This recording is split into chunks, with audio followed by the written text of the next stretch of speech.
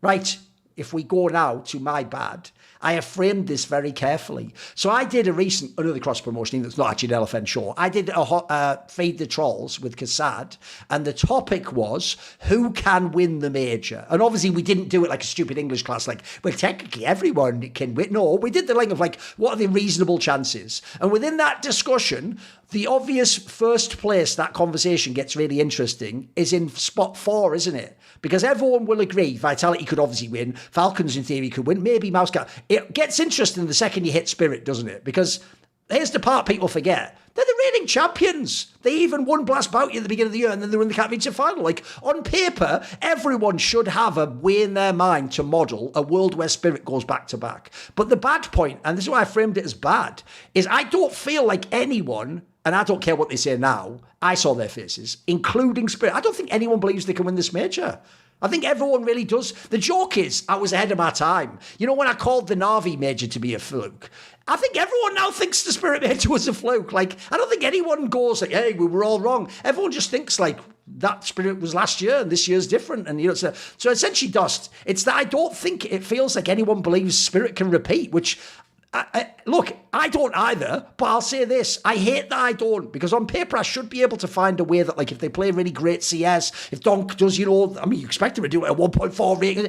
There's all these reasons why, but I feel like no one believes in it, which feels strange, because on paper they should still be able to win. Yeah, I mean, I agree with you. Like, they're clearly at least number 4 in the world right now, behind, you know, obviously Vitality, Mouse Sports, and Falcons. They obviously have the best player in the world in Donk, and doing it in an impossible role, which is just incredible to have that level of, like, puncher's chance where he can just win a whole round by himself. I've also liked the dynamic of Shiro becoming a more aggressive opper these last few tournaments, which gives him, like, a little different shade of, like, what he's capable of providing the team, which gives even more support to Donk. Outside of that, we've always wondered about Zontics and Magics and what you're going to get out of them, sure. But either way, yeah, they're a top 4 team. I think the big issue with Spirit is, A, they didn't play some tournaments, so they weren't constantly battling against, like, the Mouse Sports and Falcons of the world to kind of prove where they actually stand, because we basically had to de facto make Spirit number 4 because we were just watching Mouse and Falcons take Vitality to the limits in some grand finals and some best of 3s. We saw Falcons and Mouse Sports trade series against each other between, like, Melbourne and Dallas and things of that nature, where they were, like, really battling for number 2. But then Spirit was just kind of like not really around. Like, after Katowice, yeah, they played EPL and they got knocked out of that by Mouse Sports. And then, like, Lisbon, they got knocked out by Vitality. But then we really didn't see them other than, like, Rivals. Like, Rivals was really the only time we saw them play, and they didn't even look close against Vitality in that game. They didn't show any of the same ability to play them close that we saw from a Mouse Sports and a Falcons kind of throughout the course of the year. And then I think they've only played Falcons once and they lost, and then they played Mouse like twice and lost both of them. So it's just like, their head-to-head against those teams make it look like they're below them, but we haven't seen them interact that much. And then, yeah, like, they've only played Vitality a couple of times, and again, they didn't look nearly as close against them as the other squads did. So that is tough that your major reigning champion just seems so far out of the loop, but I think they kind of did it to themselves by not playing as many events as some of the other teams and just not being able to prove themselves against the teams ranked above them that they could get a win against them.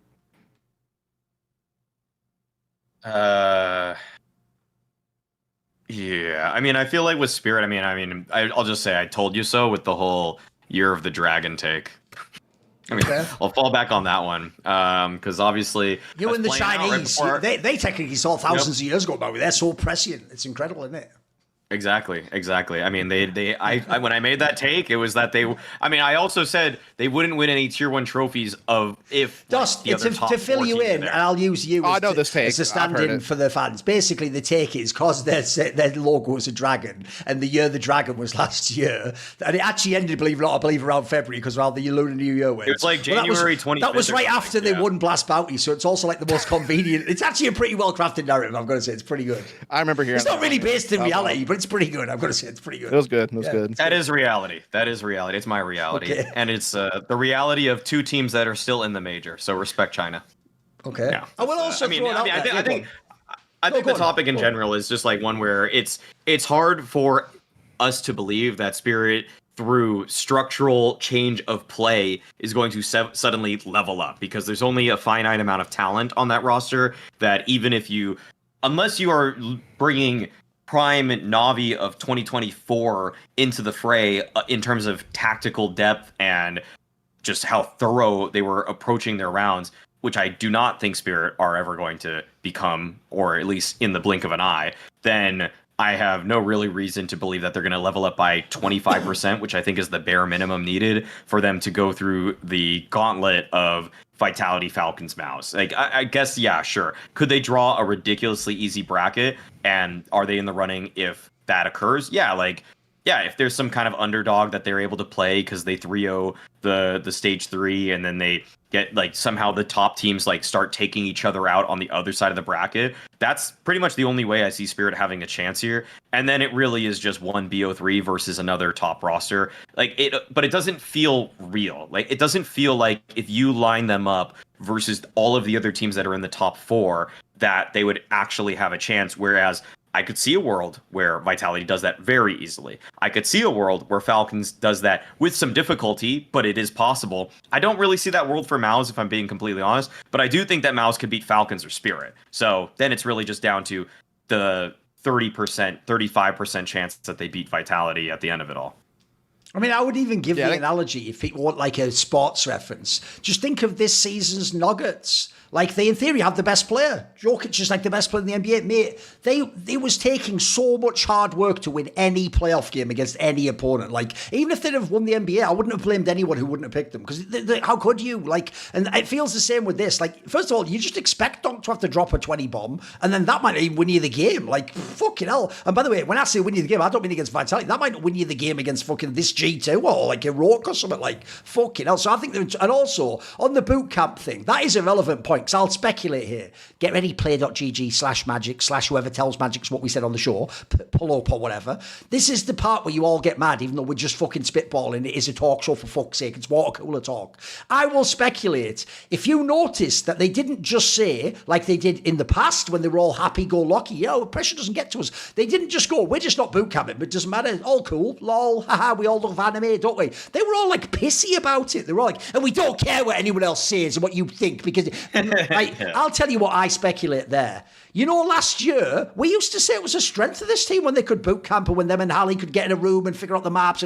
I think I know the reason they're A, not boot camping, and B, they don't want to do it. Because, bro, they've had the same exact lineup the whole time, and it doesn't look like right now they're considering roster moves. So if you are in a position where you have just been bumping your head against the wall for, at this point, months, and you can't get the there's nothing to find in that boot camp. You've already tried it all. You know, it's not like you introduced a new player. By the way, if you don't know, this is why I also don't believe they can win the major. They've tried every map. If you go back to the beginning of when they came on the scene, they've rotated their map a bunch of times. They used to be like the Kings of Nuke. They've done Dust 2. They've gone to a new bit. They've tried everything they can already. I think they've exhausted everything. And so I think they genuinely know that, one, there's nothing to find in the boot camp that will make them number one. Two, and this is crazy speculation, but don't worry, I'm Thorin, motherfucker. I also think when you have a team that's on the fucking pressure cooker position they are in, where you were the reigning champions, you're probably not going to win. You don't want to have that boot camp, mate. That's like a steel cage death match where the team implodes before you even get to the major. That's where you get really frustrated with the guy next to you when you're losing the scrims or you can't get the new map. Mate, it's better that you're at home and you go off for the 5 minutes and have your Coca-Cola and you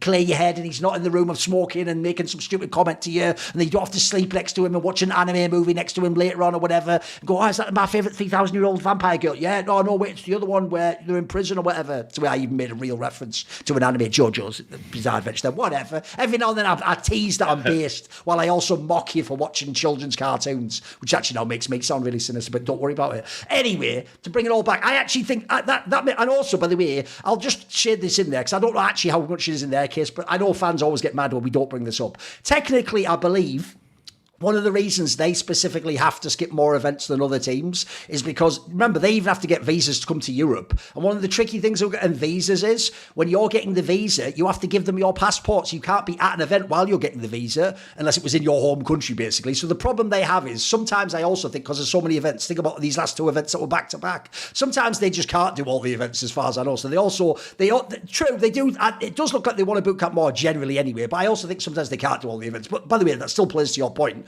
If we don't see them at the lands, and especially we haven't seen them have enough chances to beat, the Falcons of the world, then no one's going to believe in them. That's just a sad reality, I'm afraid. Yeah.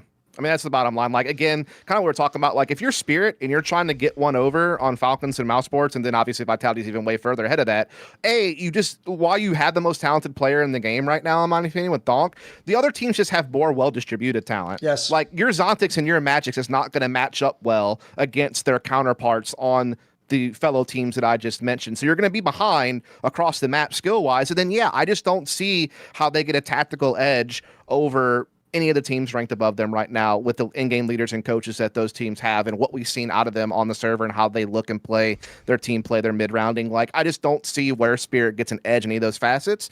And, I think their Dust 2 is still pretty money, and the fact that they play Train's a nice little wild card for them. But outside of that, I just don't, like, you can never count on them is my point. Like, you're never going to count them as a favorite in those matchups. See more cool, funny, interesting clips based on topics from my content? Well, subscribe to this channel then, or, be a pleb and don't.